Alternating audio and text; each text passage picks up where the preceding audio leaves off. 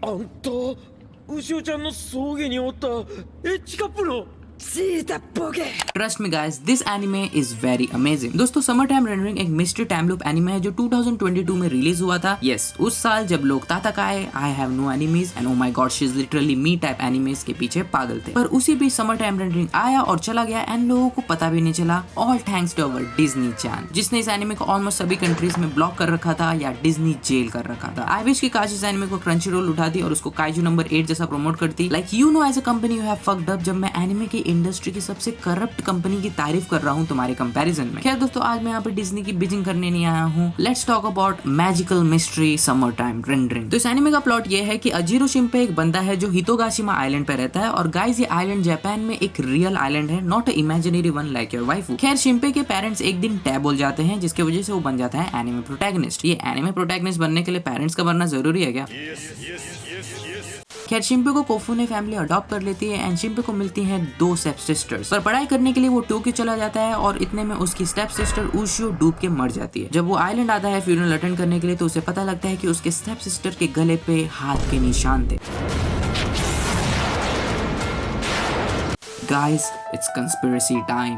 Was it an accident or a murder? तो हमारा detective शिंपे कोशिश करता है पता लगाने की कि इस आइलैंड पे हो क्या रहा है। लोग बिना बताए गायब हो जा रहे हैं। पूरे आइलैंड में बस एक ही पुलिसमैन है। What the fuck is happening? और एंड में उसे मालूम पड़ता है अबाउट शैडो। कैसे तुम अपने शैडो को देखने के बाद बस 7 दिन के अंदर अंदर मर जाओगे। ऑनेस्टली मुझे ये देख के वो निंजा हथौड़ी वाला एपिसोड याद आ गया जिसमें हमारा अपने शैडो से मिलता है। And it's basically that, okay. Plus हमारे मेन कैरेक्टर के पास टाइम लूप की शक्ति है ताकि वो बार बार अपनी फैमिली को बचाने के चक्कर में सफर कर सके। Wait a minute, anime dudes going back in time and suffering for characters they want to protect?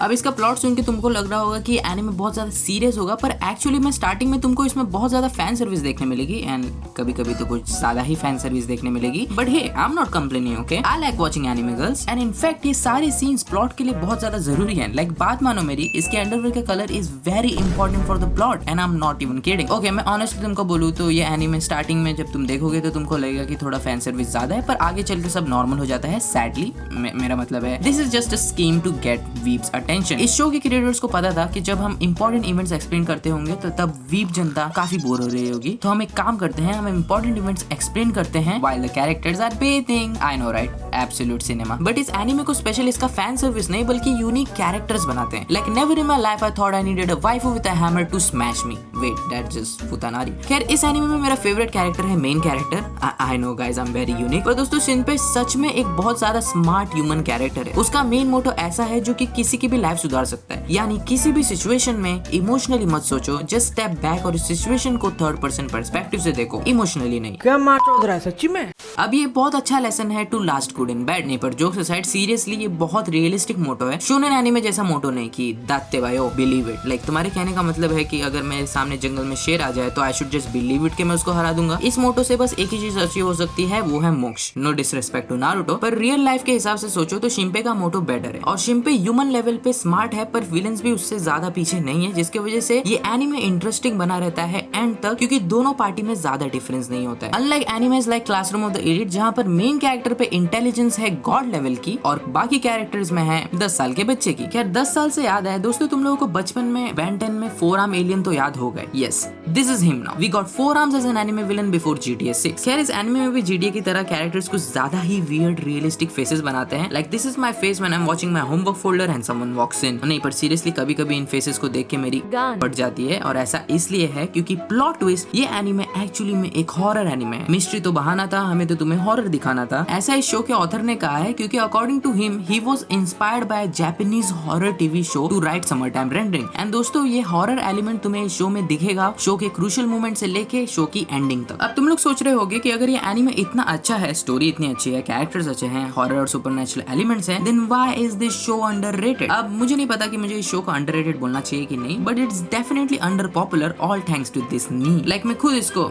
You know एक hot housewife in your area India type website पे देख रहा था और वहाँ मुझे कमेंट सेक्शन में पता चला कि it's available on Hotstar and वो भी हिंदी डब में। एंड तब मेरा दिमाग खराब हुआ क्योंकि मैंने पिछले 3 साल से हॉटस्टार का सब्सक्रिप्शन ले रखा है और आज तक इस एनीमे का एड्स वहाँ पर मैंने नहीं देखा। जब मेरे पास हॉटस्टार हो के मुझे पता नहीं चल रहा है कि ये एनीमे अवेलेबल है, तो इमेजिन करो रेस्ट ऑफ द वर्ल्ड में लोगों को कितना प्रॉब्लम हुआ होगा। बेसिकली दोस्तों, इस एनीमे का अंडर पॉपुलर होने का रीजन ये है कि डिज्नी ने इस एनीमे को कुछ सेलेक्ट साउथ एशियन कंट्रीज में ही रिलीज कराया और बहुत महीने बाद रेस्ट ऑफ द वर्ल्ड में। Basically bad marketing. Like Disney से बेटर मार्केटिंग इस एनीमे की खुद हितोकाशिमा आइलैंड ने कर दी जहाँ पर ये एनीमे टेक प्लेस करता है। इस एनीमे की वजह से उस आइलैंड का टूरिज्म बढ़ गया और बहुत लोगों ने वो आइलैंड विजिट किया और करेंगे भी यार, बिकॉज ये आइलैंड बहुत ज्यादा ब्यूटीफुल है। Like look at this anime versus real life comparison, absolutely stunning, am I right? तो बेसिकली दोस्तों, इस एनीमे ने हमको जापान का विलेज साइड, जापान का मिथोलॉजी, जापान का कल्चर, जापान की हिस्ट्री दिखाई है and I can understand why weebs go crazy over Japan after watching animes like summer time rendering. मैं दूसरों को क्या वीब्स बोल रहा हूँ, मैंने खुद अपने इंस्टा में लिखा है want to see Japan. Hypocrisy की भी सीमा होती है।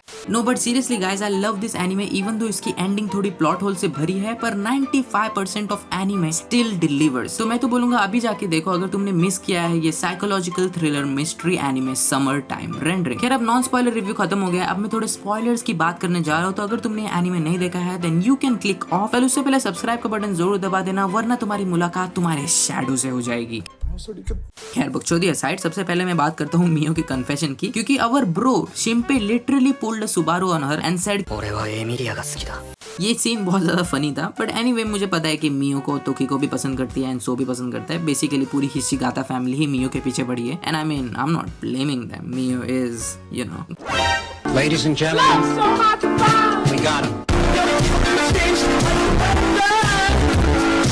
खैर हाइने की स्टोरी सुन के मुझे बुरा लगा। लाइक बंदी लिटरली पिछले 300 साल से बस यूज होते जा रही है एंड ऑल्सो वर्ल्ड वॉर के बाद उसका बॉडी श्रिंक होते जा रहा है। तो थिंक अबाउट इट, ये बंदा पिछले 60-70 साल से एक बच्ची को प्रेग्नेंट कर रहा था। That is very fricking creepy. Imagine करो एक गॉडेस तुमसे प्यार करती है एंड यू आर लाइक नहीं भाई मुझे पता है मेरा गेम ओवर होने वाला है, तो उससे पहले मैं सबका गेम ओवर कर दूंगा। ये that does not even make sense. अब अगर एंडिंग की बात करूँ तो इस एंडिंग में 2 साल पुरानी अंडरवेयर से भी ज्यादा होल्स थे, but I honestly do not care. Like मैं पूरा एनीमे ये सोच के चल रहा था कि उशो एंड में नहीं बचने वाली, तो जब फाइनली उशो बच गई तो मैं इतना खुश हुआ कि I did not even care about the plot holes. Like मैं मानता हूँ कि लास्ट फाइट थोड़ी ब्रेन डेड थी, बिकॉज ये बंदा 2 एपिसोड पहले ही बुलेट को अपने हाथों से हटा दे रहा था। तो ऐसे में उसने आखिरी बुलेट खुद पे क्यों लगने दी, उसको मैं एक ही चीज से बता सकता हूँ, वो है प्लॉट। ऑल्सो अगर शिंपे की फैमिली कभी मरी नहीं तो वो आइलैंड छोड़ के क्यों गया। These are some of my net pics, but honestly I loved summer time rendering from the bottom of my heart. तो मैंने सोचा कि एक रिव्यू बना देता हूँ यार इसका। ऑल्सो बहुत दिनों बाद मैंने एक spoiler plus non spoiler review किया है, तो ऐसे में अगर तुम्हें ऐसे वीडियोस और चाहिए तो do let me know in the comment section. तो गाइस सब्सक्राइब और शेयर करना, because my subscribers counts are getting lower than your grades. Okay just kidding, but yeah मैं आपसे मिलूंगा अगले वीडियो में, तब तक के लिए टेक केयर एंड सायोनारा।